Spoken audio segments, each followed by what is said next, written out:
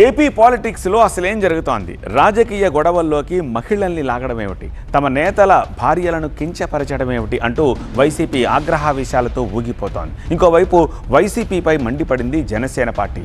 ఎవరైనా ఆరోపణలు చేస్తే ప్రజాస్వామ్య పంథాలో వెళ్ళాలి తప్ప దాడులు చేయడం ఏమిటని ఆగ్రహం వ్యక్తం చేసింది. మరోవైపు టీడీపీ జనసేన తీరును తీవ్రంగా తప్పుపట్టారు వైసీపీ అధినేత వైఎస్ జగన్. మహిళలంటే అలుసా?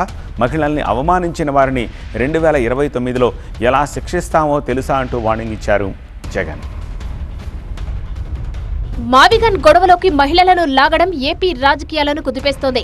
తెలుగుదేశం పార్టీ అనుచరులు వైసీపీ నేతల భార్యలపై ఇష్టారీతిన కామెంట్ చేశారంటూ 2 రోజులుగా ఆందోళనకు దిగింది వైసీపీ. రాష్ట్ర వ్యాప్తంగా నిరసనలతో హోరెత్తిస్తోంది. టీడీపీ తమను ఎదుర్కోలేకే రాజకీయాలకు సంబంధం లేని మహిళలను కించపరుస్తుందని ఫైర్ అయింది వైసీపీ. మంగళవారం మొదలైన వైసీపీ నిరసనలు బుధవారం కూడా కొనసాగాయి. నువ్వు చేసినటువంటి తప్పుడు కూతలు వెంటనే వెనక్కి తీసుకోవాలనేటువంటిది వైఎస్ఆర్ కాంగ్రెస్ పార్టీ డిమాండ్ చేస్తా ఉంది. నువ్వు చేసినటువంటి వ్యాఖ్యానం ఏదైతే ఉందో దానికి ఈ రాష్ట్ర ప్రజలకి, రాష్ట్రంలో మహిళల లోకానికి, రాష్ట్ర ప్రజలకి, వైఎస్ఆర్ కాంగ్రెస్ పార్టీ నాయకత్వానికి తక్షణమే క్షమాపణ చెప్పాలి రాధాకృష్ణ అని చెప్పి ఈ నిరసన కార్యక్రమం ద్వారా వైఎస్ఆర్ కాంగ్రెస్ పార్టీ డిమాండ్ చేస్తా ఉందని చెప్పి తెలియజేస్తా ఉన్నాం. మరోవైపు వైసీపీని ఉద్దేశిస్తూ జనసేన కేంద్ర కార్యాలయం ప్రకటన విడుదల చేసింది. విమర్శలు, వ్యాఖ్యానాలపై స్పందించడంలో ప్రజాస్వామ్య పంథాను అనుసరించాలంది. దాడులే సమాధానం కాదంటోంది జనసేన. వైసీపీ గతంలో చేసినా ఇప్పుడు చేస్తున్న దిగజారుడు వ్యాఖ్యలకు కూటమి పార్టీలు ఏం చేయాలని జనసేన ప్రశ్నిస్తోంది. పవన్ కళ్యాణ్ పై సాక్షాత్తు వైసీపీ అధ్యక్షుడే హద్దులు దాటి వ్యాఖ్యలు చేశారంటోంది. ప్రజా జీవితంలో ఉన్న ప్రతి ఒక్కరి నడతను, మాటలను జెన్జీ గమనిస్తోంది. విమర్శలను స్వీకరించలేక దాడులకు తెగబడడాన్ని ఎవరూ హర్షించరంది జనసేన పార్టీ.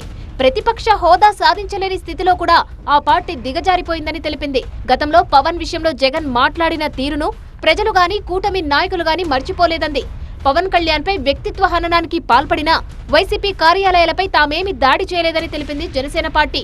వైసీపీ నేతల భార్యలను కించపరచడం సరికాదన్నారు వైఎస్ జగన్.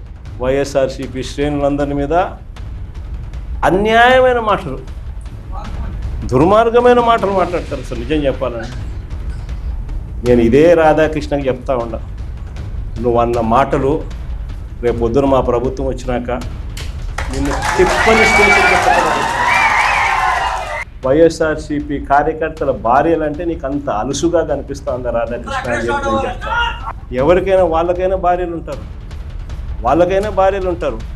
వారి భార్యలను ఉద్దేశించి మనలో ఎవరైనా కానీ మనమైనా కూడా అలా మాట్లాడితే వాళ్ళకి నచ్చుతుందా? ఎవరికీ నచ్చదు.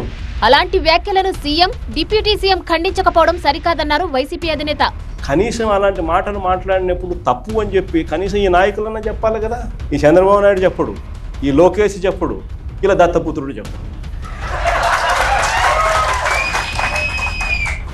ఎంత సిగ్గు లేకోకుండా ఆ రాధాకృష్ణ తప్పుడు మాట్లాడితే ఆ తప్పుడు మాటలకు సమర్థిస్తారు వీళ్ళు.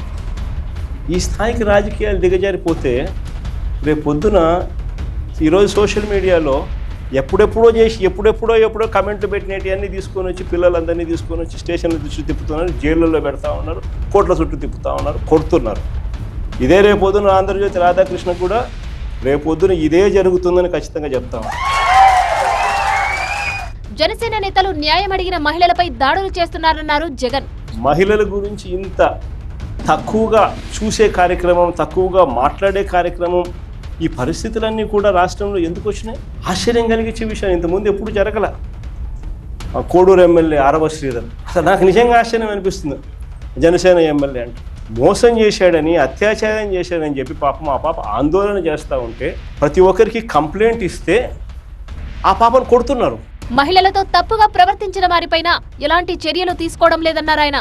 ఇంకోడు చూసాడు బిఆర్ నాయుడు అని, ఇంకోడు ఆయన ఏం చేస్తూ ఉన్నాడో మనందరం చూస్తూనే ఉన్నాం. తప్పు చేసినాడు.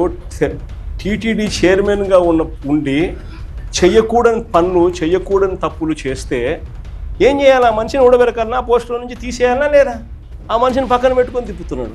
అది ఎంత దారుణంగా తయారైపోయినారు అని అంటే ఆశ్చర్యం కలిగించే విషయాలు ఇవన్నీ కూడా. మహిళలను అవమానించిన వారందరికీ 2029లో సమాధానం చెబుతామన్నారు.